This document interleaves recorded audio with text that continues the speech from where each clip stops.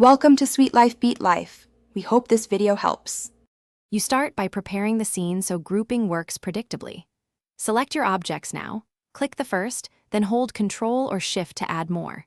Make sure pivot points and transforms are correct, because once grouped their relative offsets determine behavior. If items sit on different layers, move them into a common layer or unlock the layers. This prevents accidental exclusions. Once you have a clean multi-selection, proceed to the grouping command.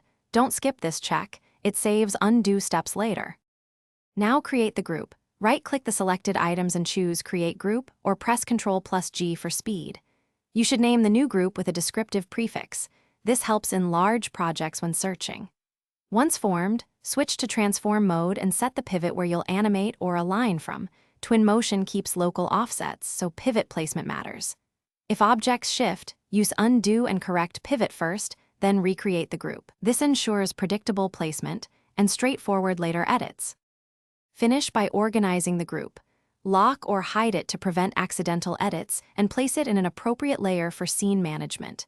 Use Edit Group when you need to add or remove members rather than ungrouping entirely. This preserves transforms. If you encounter jitter or misplacement, reset object transforms, check pivot alignment, then reapply the group. This fixes most issues. Finally, test moving and rotating the group to confirm everything behaves as expected before proceeding with animation or export. Thanks for watching. Consider subscribing if we helped you.